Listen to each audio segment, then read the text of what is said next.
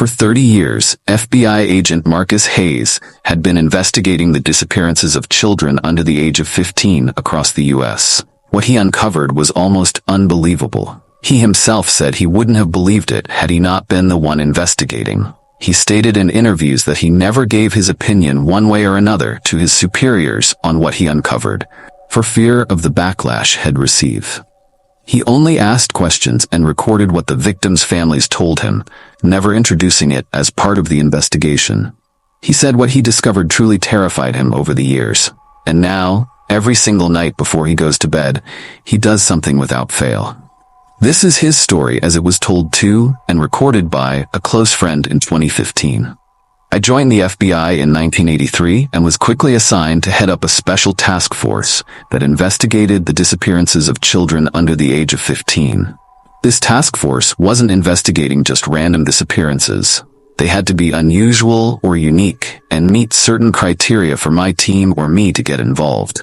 For example, the child had to have disappeared from their house at night, with no sign of forced entry or visible evidence as to what happened, disappeared without a trace, so to speak. Hence, the reason this special task force was created. We'd always start by focusing on the parents, family members, or close friends, as they're the most likely suspects in cases like these, which more often than not turned out to be true. It wasn't until 1986 that we ran into the first cryptic case, which we eventually dubbed Every 7 Years. I don't care if you don't believe what I'm about to tell you. I have my own opinion, and I still struggle with it to this day. But I will tell you this. There's no way these people all across the U.S. could be in on the same exact lie. None of them ever knew or met each other, and this was long before the internet was a thing. I still vividly remember the first Every 7 Years case. We learned a lot from this case since it was the first time we'd heard of it, so we didn't have any ideas or opinions formed yet. We got a call about some parents in a Chicago apartment waking up Saturday morning to discover their 6-year-old daughter had mysteriously vanished sometime during the night after they put her to bed. Sometimes, when we'd meet parents, it was hard to judge whether or not their distress was real or fake. When my team and I met these parents, it was obvious right off the bat that they were sincere in their distress. Sometimes you can just tell it's real, especially if you're a parent too. This was certainly the case with this family. My team and I quickly eliminated them as suspects in our minds, which is not a good thing to do when you're investigating, but we're also human. We sat down with the parents in their living room and proceeded to ask them the standard questions. When was the last time you saw your child? Were there any noises? Anyone else over at the apartment last night? Etc. It wasn't until the mother mentioned something that stopped us dead in our tracks. I'll never forget what she said. A week ago, her daughter had been extremely scared to go to bed, saying someone was whispering to her from underneath her bed. The mother said this happened every night. Their daughter would sometimes scream for help, and they'd come running, ask her what happened, then check under her bed, but nothing was there. They played it off as her just having nightmares. I then asked the mother when exactly this started, and she told me the date, which happened to be exactly 7 days before. At the time, we didn't think anything of it. That is, until we started to see a disturbing pattern. The following day, we got another call from another family in Chicago that sounded very similar to the case we were now investigating. The only difference was the child who vanished was 8 years old. During the interview, the parents mentioned the same creepy detail about the child being scared, saying someone was whispering to them under their bed. I again asked them when it started, and they gave me the precise date, which was exactly 7 days before. It wasn't until the third child disappeared the following day, which just so happened to be the third day since we'd arrived in Chicago, that we noticed we had a disturbing pattern. All the children told their parents of whispering under their beds, and it had started for all of them exactly 7 days before they disappeared. We started to think we had a serial kidnapper on our hands. This went on for 7 days, affecting a total of 7 children while we were in Chicago. After the 7th day, it suddenly stopped. For several years after that, we devoted all our energy, time, and thousands of man-hours to these 7 disappearances. We came up empty-handed, not a single piece of solid evidence. It was like the children had literally vanished into thin air.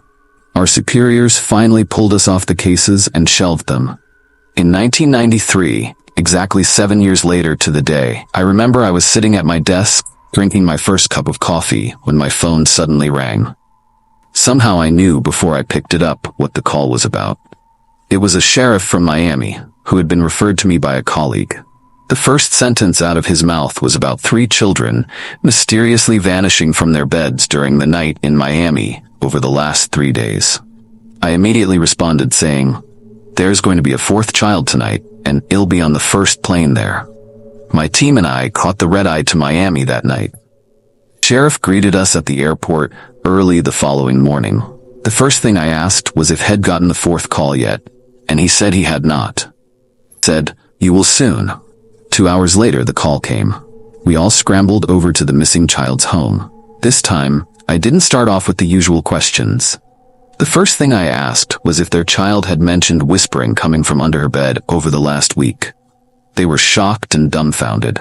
They finally replied, saying their 9-year-old daughter did indeed mention it. That opened a can of worms I wish I hadn't. There wasn't any time. At this point, I knew there were going to be 3 more disappearances, and there was almost nothing I could do about it. But we had to try. All we could do was ask questions and record the conversation. However, this time was slightly different than the others. They did mention hearing some loud muffling noises coming from their daughter's room, so they immediately ran into her room. But she was gone. The windows were closed and locked, so whoever or whatever took her didn't go through the window, and it was impossible they'd come out of the room without being seen. As the parents ran quickly from their room to hers, which was less than 4 seconds because we timed it. We knew there was going to be another disappearance, and we debated broadcasting it on the news so parents could be prepared. But the powers that be wouldn't let us, fearing it would cause unnecessary panic. They said it was pure speculation. The following morning, the call we all dreaded came. This one was different from all the rest. The mother happened to walk into the child's room and witnessed something truly terrifying. She stated she had forgotten to wash her child's clothes that she really wanted to wear the following day, so she went into her room to get them. As she walked in, she witnessed her 7-year-old daughter being pulled under the bed by a rather large, gray, wrinkled hand with very long, dark yellowish nails from what she could see, given the only light she had was from the hallway. She ran as fast as she could to the bed to try and grab her, but wasn't fast enough. She screamed for her husband, who came running as fast as he could. They, of course, frantically searched under the bed and her entire room, but could find no trace of her anywhere. Within a few minutes, they called the authorities, who came 15 minutes later. Over the next 2 days, 2 more kids disappeared. Then it again abruptly stopped. The parents of the last 2 children didn't witness or hear anything. They did say their child mentioned the whispering from under the bed. Before we left Miami, my team and I, consisting of Tom Strickland, Kate Lay, and Bill Perry, sat down at dinner and talked about what we'd all been avoiding for so long. After hearing what the 5th child's parents said, we could no longer deny it. We all agreed this was something more than a mere serial kidnapper or a deranged person, which led us to talking about otherworldly things, not of this world, or things which humans had not yet discovered. We didn't solve anything or come to a solid agreement during our talk at that dinner. We disagreed on a lot of things, but we could all agree that something was happening that no human being could explain. Even talking about it now is still hard for me because I'm a facts and evidence guy. I'm not superstitious, and I don't even believe in God or the devil. Like before, we investigated these 7 cases in Miami for several years, and like the first 7 cases back in 1986, we came up empty-handed yet again. We were at a loss, and it was hard for any of us involved in the case to openly speak about what the parents had told us. Years went by until November 15th, 2000. I was sitting at my desk eating a ham sandwich from the local deli when an old man with a cane, who appeared to be around 70 to 80 years old, walked slowly into my office and asked for me by name. He sat down and proceeded to tell me a story I shall never forget.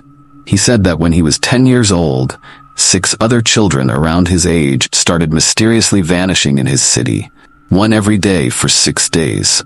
On the seventh night, he was almost victim number 7, but he happened to jump off his bed in time before the large gray hand could grab him. Ever since that night, he said he's devoted his life to trying to stop what's been happening. He said every 7 years, 7 children get taken from their beds and are never heard from again. He said it only happens in big cities. I then asked him what he thinks happens to the children. He said he's not exactly sure, but he did say based on his research, the same 7 days, 7 children disappearing has been happening across the globe. And based on his findings from old books and newspapers, this has been going on for centuries. He said some folklore says it's some kind of demon that feeds on 7 children every 7 years. Others say it's a witch, and some say it's the devil himself taking them to hell. Whatever it is, they all agree on one thing. It's always 7 years, always 7 children, and the children are never heard from again. We talked for a while, and I of course asked him many questions, including about the whispering from under the bed. He said that in his case, he never heard the whispering. When he got up to leave, he turned back to me and said, "It can't be stopped. Don't waste your life away like I did." He then walked out of my office, and I never heard from or saw him again. Hell, I didn't even ask him his name. So every night, I check under my bed and will till the day I die. For more chilling horror stories, please subscribe. Thanks for watching.